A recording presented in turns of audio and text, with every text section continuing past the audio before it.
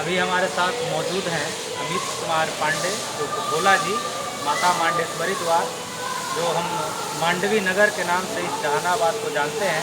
यह एक प्रसिद्ध तीर्थ स्थल जो दरधा और यमुना नदी के संगम तट पर बसा हुआ है और यह लोक आस्था का केंद्र है।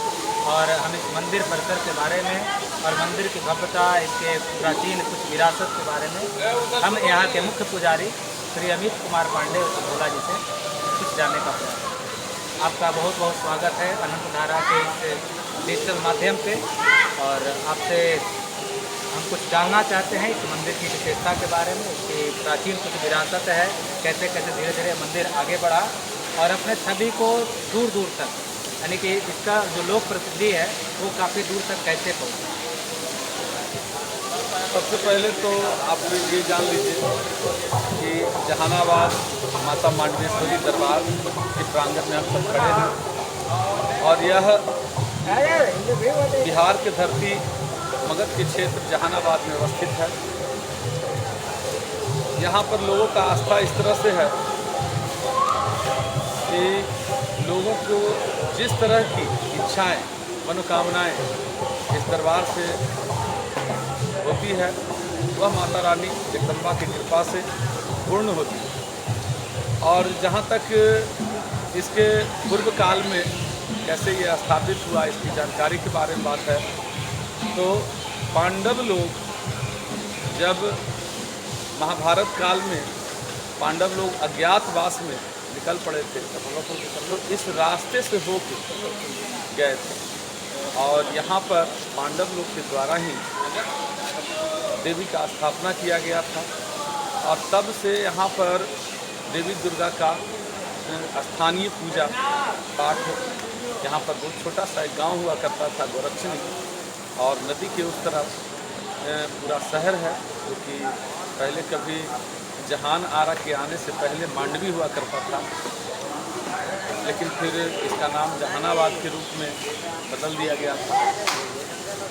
और अभी वर्तमान में यहाँ का उपलब्धि, यहाँ की परिस्थिति, यहाँ का दृश्य बहुत ही मनोरम है, बहुत ही रमणीक जगह है ये।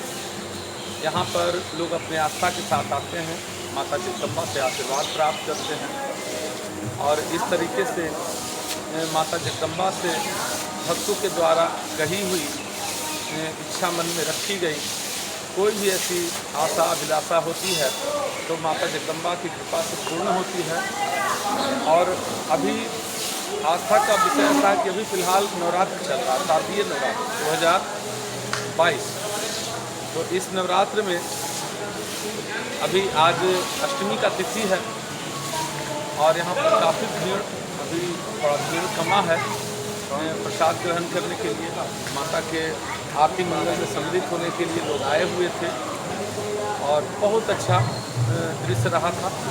कल भंडारा का कार्यक्रम है नवमी के दिन और बहुत ही भव्य भंडारा मंदिर परिवार, मंदिर समिति और जहानाबाद नगर के सहयोग से सब मिल के यह भंडारा का कार्यक्रम करते हैं। कल हवन पूर्णावती भी है, नवरात्रि चल रहा है अभी।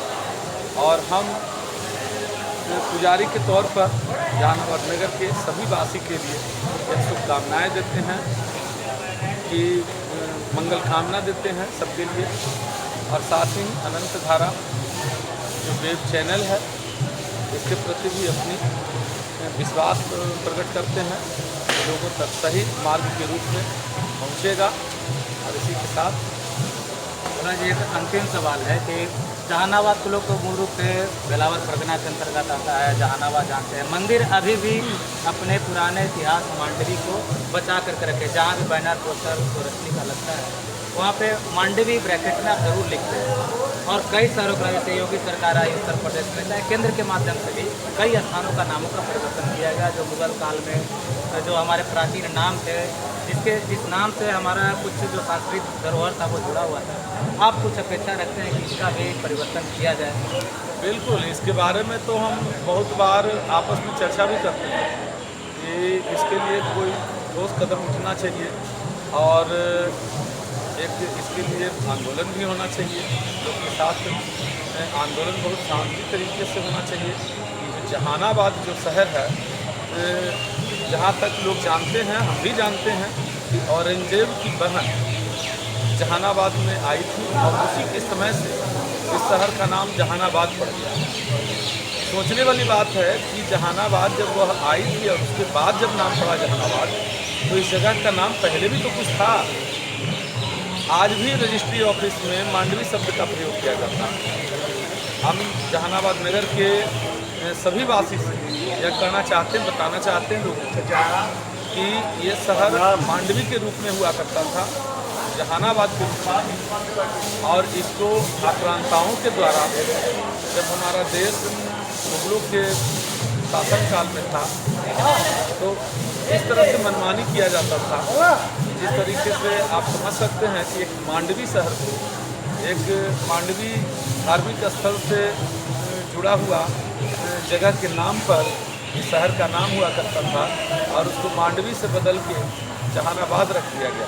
तो हम अपेक्षा करते हैं, फिलहाल क्या कहें, वर्तमान में जो सरकार है उससे तो अपेक्षा रखा भी नहीं जा सकता है, लेकिन इतना ज़रूर है कि हम लोग से चाहेंगे कि लोग अगर चाह जाएंगे कि हमको कुछ करना है तो सरकार भी बदल देंगे, और जब सरकार बदल जाएगी तो जहानाबाद का नाम भी बदल सकता है।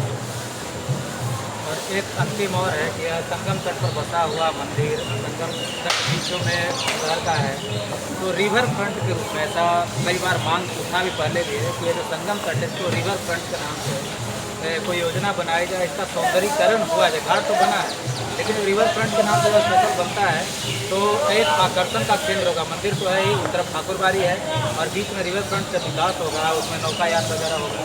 तो इसके बारे में भी कुछ आप? बिल्कुल, एकदम ये बात आप जो कह रहे हैं इस पर भी विचार हुआ है और कुछ योजनाएं जो है तो पास भी हुआ है। हम मंदिर परिवार के मेहनत से, प्रयास से कुछ ऐसा योजना भी सफल हुआ है जो अभी देखिए धरा पर आने में कितना टाइम लगता है, लेकिन हम लोग सरकार तक डीएम ऑफिस के कार्यालय में इस बात को पहुँचा चुके हैं कि जिस तरीके से दो नदियों का संगम है, तो दो नदियों का संगम स्वच्छता के रूप में नहीं है अभी फिलहाल, तो ये स्वच्छ रहे, यहाँ पर पानी रहे, यहाँ पर पूरे शहर का धर्म आस्था का केंद्र है।